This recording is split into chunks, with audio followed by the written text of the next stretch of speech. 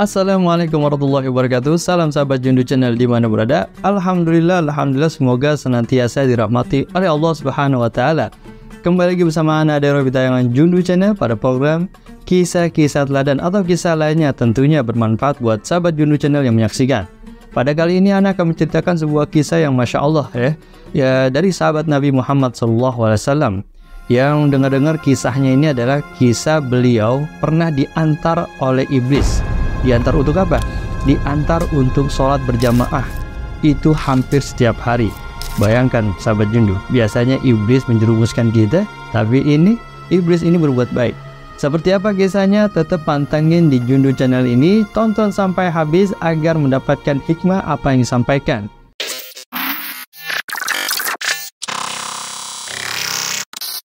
Sahabat Jundu, pasti kita mengetahui bahwasanya iblis adalah makhluk yang terkutuk oleh Allah Subhanahu wa taala, dan kita sepakat bahwasanya iblis adalah musuh yang nyata bagi kita dan musuh yang terbesar bagi kita karena dia selalu menggoda dan menjerumuskan kita semua agar masuk ke dalam api neraka. Allah Subhanahu wa taala berfirman di dalam surah Al-A'raf ayat 16 dan 17 bahwa iblis berkata kepada Allah Subhanahu wa taala, "Karena engkau telah menghukum aku tersesat, maka aku pasti akan menghadang mereka semua dari jalanmu yang lurus. Lalu aku akan mendatangi mereka dari depan, dari belakang, dari kanan, dari kiri, dan engkau tidak akan mendapati kebanyakan mereka untuk bersyukur." Dahsyat luar biasa Dari ayat ini kita bisa menyimpulkan bahwasanya iblis sangat ingin menghancurkan umat manusia. Tapi ada sebuah kisah yang menarik sahabat Jundu. Kisah ini luar biasa Masya Allah yang menyatakan bahwa iblis itu pernah berbuat baik kepada manusia yang buta matanya. Iblis membantu orang buta itu untuk pergi ke masjid dan sholat berjamaah di waktu subuh setiap hari. Dahsyat luar biasa. Pertanyaan, kok bisa begitu? Apa maksud iblis? Siapa sebenarnya orang buta itu? Jika sahabat Juni ini masih penasaran, sebelum Anda melanjutkan nih cerita ini, bantu channel ini dengan like, share, komen, dan subscribe bagi yang belum, dan nyalakan notifikasi agar tidak ketinggalan tayangan terupdate. Terima kasih. Sahabat Jundu, orang buta yang selama ini diantar oleh iblis adalah Abdullah bin Ummi Maktum. Abdullah adalah seorang yang buta sejak lahir. Namun, ia tidak pernah menyerah kepada keadaannya. Ia tetap berjuang untuk mengikuti ajaran Islam dan mencintai Allah dan Rasulnya. Dahsyat luar biasa. Abdullah bin Ummi Maktum adalah salah satu orang yang pertama kali masuk Islam, bahkan termasuk dalam golongan as-sabiqunal awwalun. Ia menghadapi berbagai cobaan dan tantangan dari kaum Quraisy yang tidak suka dengan dakwah Nabi Muhammad SAW. Beliau Abdullah bin Maktum sering juga disiksa dan dirinya oleh mereka semua Namun beliau Abdullah, ia tidak pernah goyah dan tidak menyerah, bahkan tetap teguh dengan imannya. Dahsyat luar biasa, dan tetap teguh keimanannya kepada Allah dan Rasulnya. Luar biasa. Abdullah bin Ummi Maktum. Abdullah bin Ummi Maktum juga sangat rajin belajar tentang Islam. Beliau juga selalu mendengarkan menghafal Al-Quran dari Nabi Muhammad SAW. Beliau juga nggak pernah absen dari sholat berjamaah. Sholat berjamaah di masjid, terutama sholat subuh. Ini yang terkenal dari cerita Abdullah bin Maktum ini adalah sholat berjamaah di waktu subuhnya. Ia selalu berusaha untuk mencari orang yang mau menuntunnya ke masjid. Karena beliau ini nggak bisa ngelihat, beliau ini buta. Dia tetap dah pokoknya mau ke masjid walaupun keadaannya begitu. Nah, ini kisahnya. Pada suatu hari, Abdullah bin Ummi Maktum datang ke Nabi Muhammad SAW dan berkata, "Wahai Rasulullah, bolehkah aku minta izin untuk tidak sholat berjamaah subuh? Karena kondisinya ini buta, Karena tidak ada yang menuntun aku," kata Abdullah nggak ada yang mau menuntun aku ke masjid. Nabi Muhammad SAW ketika mendengar pertanyaan dari Abdullah Maktum ini bertanya kepadanya, "Apakah kamu mendengar azan, wahai Abdullah?" Kemudian Abdullah bin Ummi Maktum ini menjawab, "Ya, aku masih mendengar azan ya Rasulullah." Kemudian Nabi Muhammad SAW berkata, "Jika kamu mendengar azan, maka kamu harus sholat berjamaah. Tidak ada alasan bagimu untuk meninggalkan sholat berjamaah." Luar biasa. Padahal beliau ini buta, udah tua, nggak ada alasan kata Rasul untuk sholat berjamaah. Abdullah bin Ummi Maktum nggak protes ketika Nabi Muhammad SAW berkata seperti itu, nggak protes atau ngeluh gitu. Ya Allah, nggak ngerti apa ini? Kan aneh buta. Enggak, Abdullah bin Maktum nggak ngomong gitu. Dia terus dia sami'na wa ta'na, menerima perintah Nabi Muhammad SAW dengan ikhlas. Ia berjanji dalam hatinya untuk tetap sholat berjamaah di masjid. Masya Allah, dahsyat luar biasa. Meskipun ia harus berjalan sendiri tanpa bantuan siapapun. Nah, beberapa hari kemudian nih, karena ia udah tahu nih bahwa tidak ada alasan untuk tidak pergi ke masjid, Abdullah bin Ummi Maktum ini berjalan nih seorang diri menuju masjid untuk sholat. Nah, tiba-tiba ini Abdullah bin Ummi Maktum ini kesandung, jatuh nih, ya, kesandung batu, jatuh, kemudian kepalanya kebentur nih, kepalanya kebentur, berdarah. Apakah Abdullah ini, ya Allah, berobat dulu dah, pulang dulu dah? Enggak. Beliau langsung bergegas dan bangkit dan membersihkan lukanya. Habis itu berangkat lagi melanjutkan perjalanannya. Begitulah setiap hari, setiap mau ke masjid, jatuh, bangun lagi, jatuh, bangun lagi. Terus sampai jatuh-jatuh, tetap tuh Abdullah bin Ummi Maktum tetap pergi ke masjid. Dahsyat luar biasa perjuangan dari Abdullah bin Ummi Maktum. Nah, kemudian di tengah perjalanan ia bertemu dengan seseorang yang menyapa dia nih, ya, ada yang nyapa nih. Kemudian orang itu berkata kepada Abdullah bin Ummi Maktum, "Wahai paman, mau kemana kamu?" Kemudian Abdullah bin Ummi Maktum jawab dong, "Aku mau ke masjid." Pemuda itu berkata, "Maukah aku antar? Dan aku akan menunggumu sampai selesai sholat. Dan gak sampai situ aja, aku akan mengantarmu pulang." Dahsyat luar biasa, ini orang baik banget nih, dianterin sampai tungguin sampai pulang. Nah, Abdullah bin Ummi Maktum merasa senang karena selama ini beliau ini kalau pergi ke masjid itu sendirian, sampai jatuh-jatuh, kesandung, gedebak-gedebuk. Nah, sekarang nih udah ada yang nganterin nih, udah ada yang nganterin, antar jemput dah bahasanya. Akhirnya senang nih, senang dan berterima kasih. Ia bersyukur pada Allah Subhanahu wa Ta'ala telah mengirimkan penolong baginya. Luar biasa, Abdullah bin Ummi Maktum tetap deh bersyukur pada Allah Subhanahu wa Ta'ala. Padahal dia nggak tahu nih siapa yang nganter, ya kan? Ternyata orang tersebut bukanlah orang biasa, melainkan adalah iblis. Dahsyat luar biasa, ya. Nah, sengaja nih iblis menolong Abdullah bin Ummi Maktum untuk pergi ke masjid dan sholat berjamaah. Nah, iblis berpikir nih bahwa dengan begitu ia bisa mengurangi pahala Abdullah bin Ummi Maktum. Iblis berharap nih bahwa Abdullah bin Ummi Maktum akan merasa sombong dan bangga karena telah sholat berjamaah meskipun ia buta. Jadi iblis ini mengganggu Abdullah bin Ummi Maktum itu dengan sifat sombongnya. Kan iblis goda manusia itu menjerumuskan atau menimbulkan sifat ujub, bangga diri, dan sombong. Itu aja dah, dua itu. Kalau dia nggak suka kemaksiatan, angkat dia untuk ujub dengan ilmunya, untuk sombong dengan ibadahnya. Tuh cara kerja setan. Nah, ini nih yang dilakukan oleh iblis ini. Dia berharap nih Abdullah bin Ummi Maktum ini bangga, ya, sombong, dan bisa pamer sama teman-temannya, sama semuanya tuh.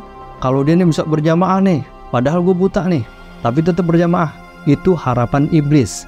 Tapi ternyata Abdullah bin Ummi Maktum ini tetap rendah hati, sahabat Jundu, dan beliau selalu bersyukur kepada Allah Subhanahu wa Ta'ala.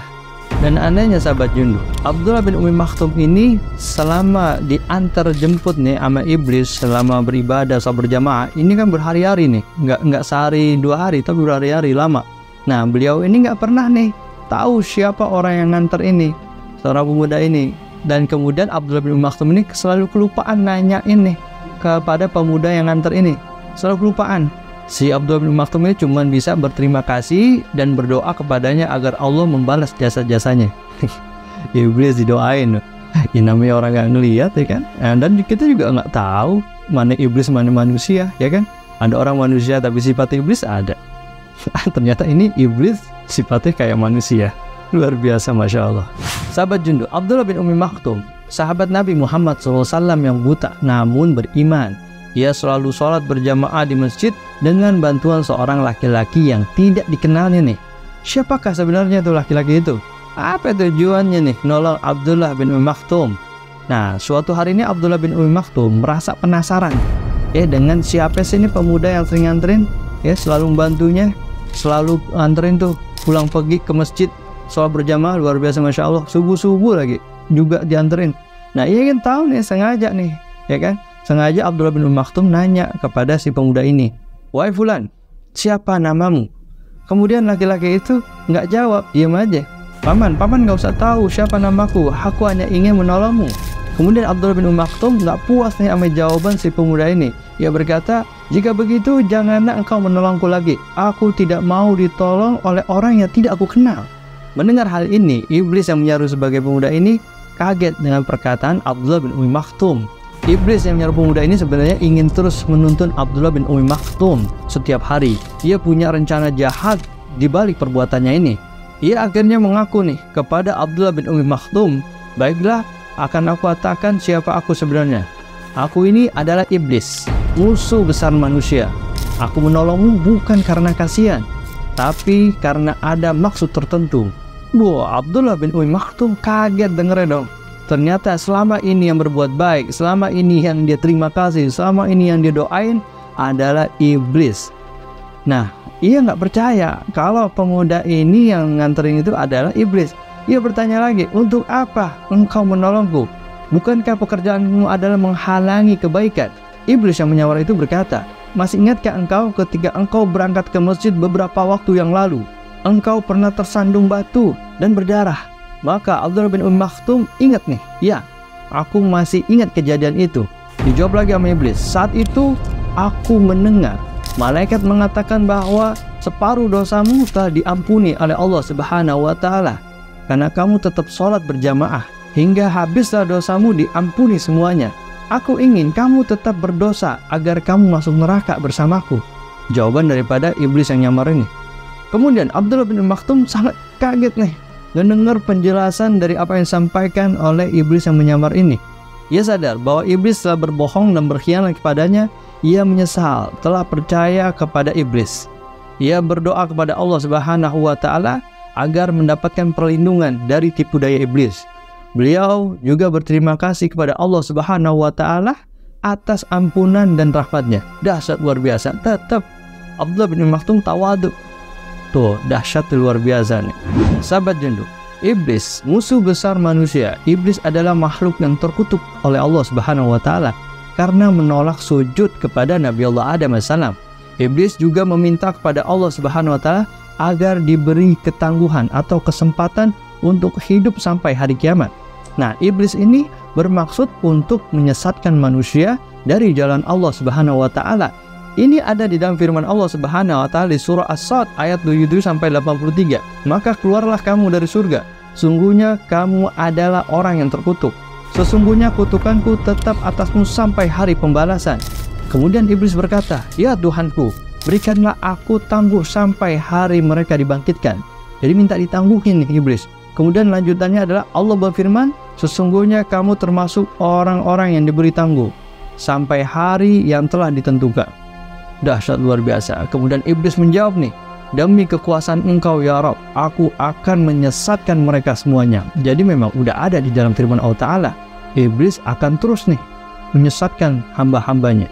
Kemudian dalam lanjutan ayat itu, "Kecuali hamba-hambamu yang mukhlis di antara mereka." Dahsyat luar biasa. Dari ayat ini kita bisa tahu nih sahabat Jendu bahwa iblis sangat benci banget nih kepada manusia. Iblis ingin membuat manusia kafir, syirik, dan berbuat maksiat kepada Allah Subhanahu wa Ta'ala. Iblis juga memiliki strategi dan cara-cara untuk menyesatkan manusia.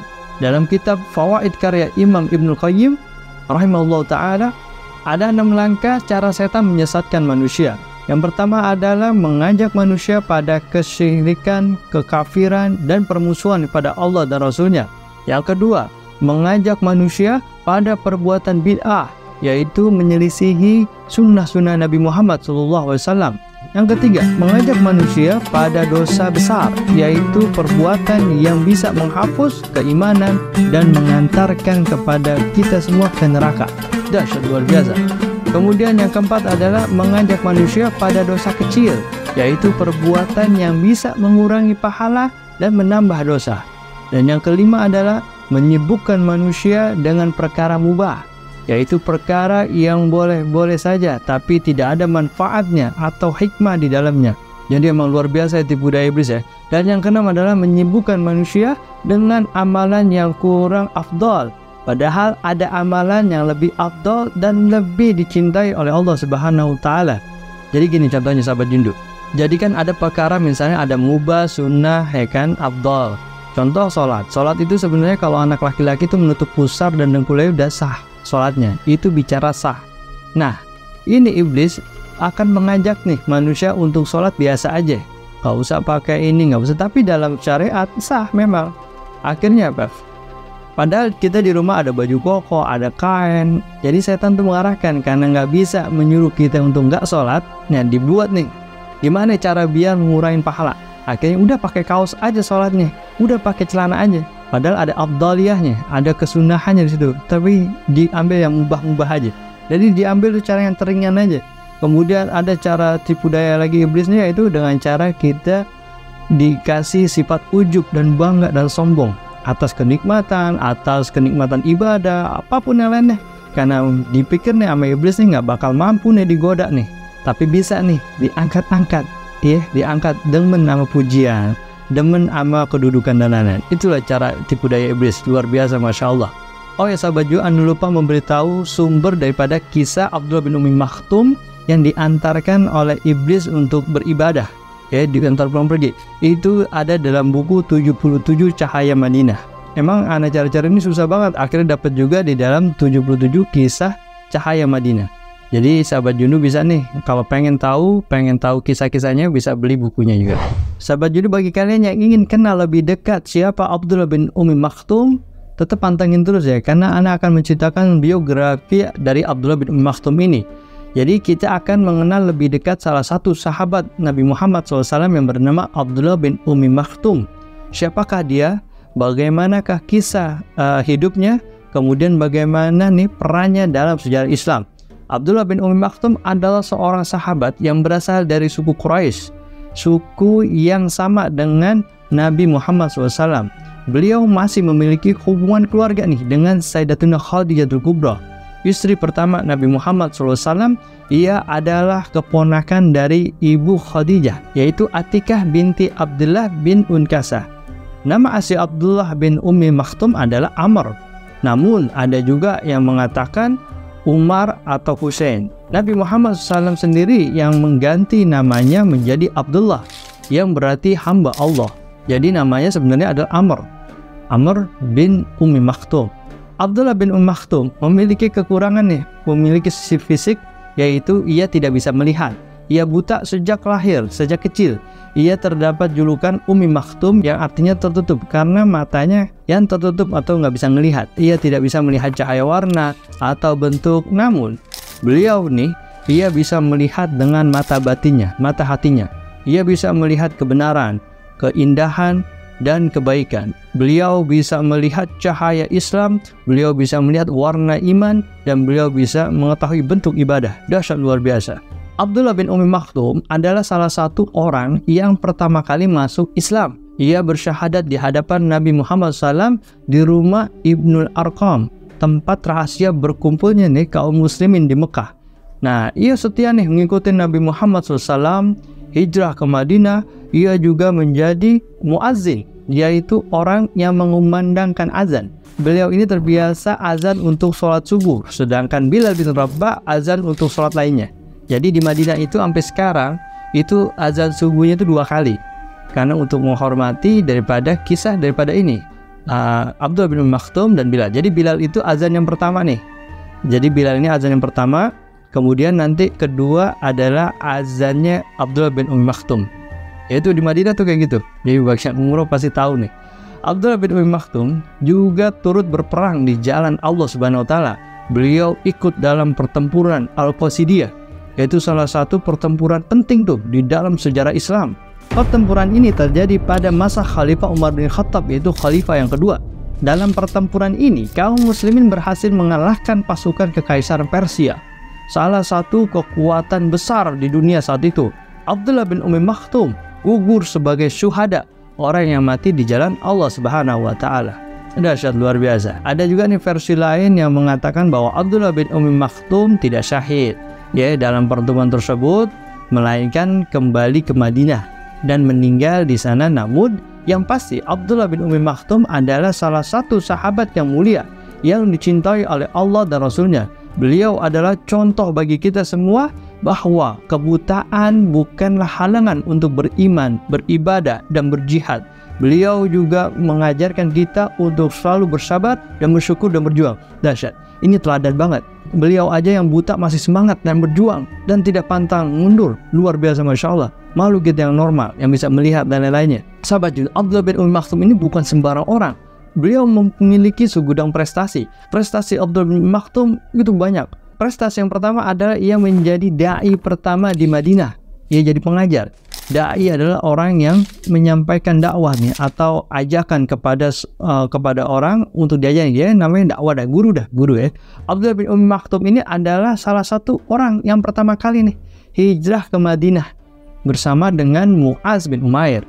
Nah, mereka nih diutus oleh Nabi Muhammad SAW untuk berdakwah kepada penduduk Madinah yang saat itu masih banyak yang belum masuk Islam. Jadi Madinah itu masih banyak Yahudi juga. Mereka mengajarkan Al-Quran dan Sunnah kepada orang-orang Madinah dan berhasil mengislamkan banyak orang di sana. Dahsyat luar biasa nih, ya. Ini prestasi daripada Abdullah bin Maktum. Ini adalah riwayat yang diriwayatkan oleh Ibnu Sa'ad. Bahkan Abu Ishaq meriwayatkan dari Al-Bara bahwa ia mendengar beliau berkata, orang yang pertama hijrah ke negeri kami adalah Mus'ab dan Umar dan Abdullah bin Maktum. Kemudian keduanya mengajarkan Al-Quran kepada orang-orang. Jadi memang udah diyakini sama orang sekitar sana pun adalah Abdullah bin Maktum, ya, udah datang duluan. Dan prestasi kedua adalah beliau menjadi muazzin Rasulullah SAW. Muazzin itu adalah orang yang mengumandangkan azan, ya, yaitu panggilan untuk sholat. Nah, Abdullah bin Maktum ini adalah salah satu muazzin Rasulullah SAW. Jadi yang kita tahu kan biasanya muazzin itu adalah Bilal bin Rabah. Tapi ini ada lagi sebenarnya azan-azan muazzin Rasulullah itu ada beberapa. Salah satunya adalah Abdullah bin Maktum. Beliau ini biasa azan, biasa sholat subuh. Sedangkan Bilal bin Rabah untuk sholat lainnya. Nah, selain mereka masih ada lagi nih muazzin, yaitu seperti Sa'ad Al-Qurs itu untuk di Masjid Quba, dan kemudian Abu Mahzura itu ada di Mekah. Jadi memang ada muazzin Rasulullah di berbagai tempat.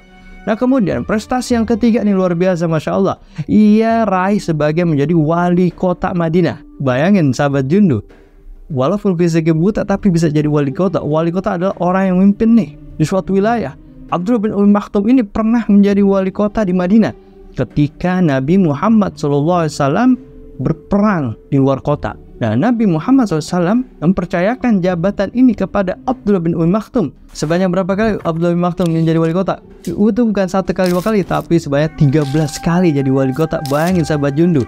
Jadi selama 13 kali menjadi wali kota ini, jadi ada beberapa perang yang diikuti oleh Nabi Muhammad SAW. Jadi ketika umat muslim berperang, yang menjaga kandang nih suatu wilayah adalah Abdullah bin Maktum. Yang ditinggalkan tuh Abdullah bin Maktum untuk menjaga wilayah Madinah. Seperti perang Bahrain, Uhud, Hamra, As-Sa'ad. Banyak nih perang-perang yang telah dilewati oleh Abdullah bin Maktum. Tapi Abdullah bin Maktum itu pernah ikut perang Al-Qasidiyah, akhirnya meninggal sebagai syuhada. Dahsyat luar biasa. Dan Nabi Muhammad SAW juga pernah menjadikan Abdullah bin Maktum sebagai wali kota Madinah ketika perang Tabuk. Jadi waktu perang Tabuk dia jadikan lagi tuh. Jadi untuk menjaga wilayah daripada Madinah ini. Nah, itulah prestasi-prestasi yang diraih oleh Abdullah bin Maktum, sahabat Nabi Muhammad SAW yang buta namun beriman. Ia adalah contoh bagi kita semua bahwa kebutaan bukanlah penghalang untuk berprestasi dalam Islam. Ia juga mengajarkan kita semua untuk berdakwah, beribadah, dan berjihad. Dahsyat luar biasa. Apalagi yang menarik dari Abdullah bin Maktum? Tentang kisah turunnya surah Abasah. Nah, surah Abasah adalah surah ke-80 dalam surat Al-Quran yang terdiri dari 42 ayat ya. Nah, surah ini diturunkan di kota Mekah sebagai teguran Allah Subhanahu wa taala kepada Nabi Muhammad SAW karena sikapnya yang kurang memperhatikan seorang sahabat ini yang buta, yaitu Abdullah bin Maktum. Kisah turunnya surah ini luar biasa, Masya Allah. Jadi suatu hari Nabi Muhammad SAW sedang berbicara dengan beberapa pemimpin Quraisy nih, seperti Abu Jahal, Utbah bin Rabi'ah, terus kemudian ada Abbas bin Abdul Muttalib dan Walid bin Mughirah. Dan Nabi Muhammad SAW ini berharap nih mereka mau mendengarkan dakwah dan masuk Islam. Nah, tiba-tiba nih datang Abdullah bin Maktum, seorang sahabat yang buta sejak lahir. Ia mendekati Nabi Muhammad SAW dan meminta agar diajarkan tentang Islam dan Al-Quran. Nah, ia mengulangi itu permintaannya berkali-kali kepada Nabi Muhammad SAW tanpa menyadari nih bahwa Nabi Muhammad SAW nih sedang sibuk. Jadi Abdullah bin Maktum tetap tuh nanya, padahal Nabi Muhammad SAW sedang berdakwah gitu, tapi kayak ikut ngomong gitu. Ya namanya kan juga Abdullah bin Maktum juga buta, nggak ngelihat keadaan. Akhirnya Nabi Muhammad SAW merasa terganggu oleh kedatangan Abdullah bin Maktum ini. Ia berpikir bahwa pembicaraannya dengan pemimpin Quraisy itu lebih penting dan lebih bermanfaat daripada mengajari seorang yang buta.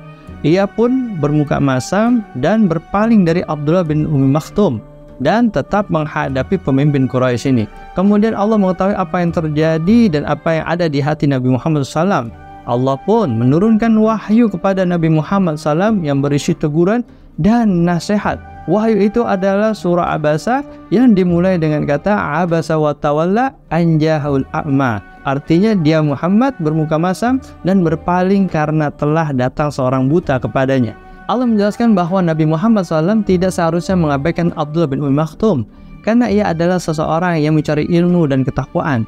Allah juga menjelaskan bahwa Nabi Muhammad SAW tidak perlu melayani orang-orang yang merasa serba cukup dan sombong karena mereka tidak mau membersihkan dirinya dari dosa-dosa kekafiran.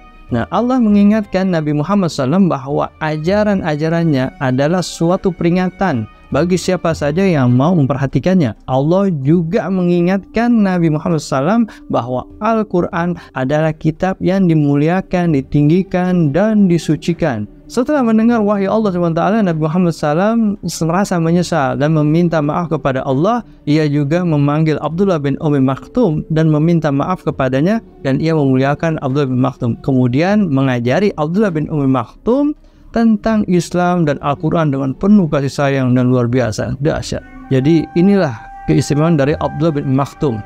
Demikianlah kisah Abdullah bin Ummi Maktum yang diantarkan oleh Iblis dan sedikit biografi tentang Abdullah bin Maktum.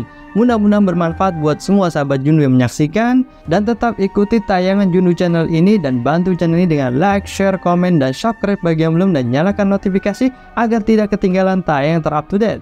Ana Derobi, salam Jundu Channel. Assalamualaikum warahmatullahi wabarakatuh.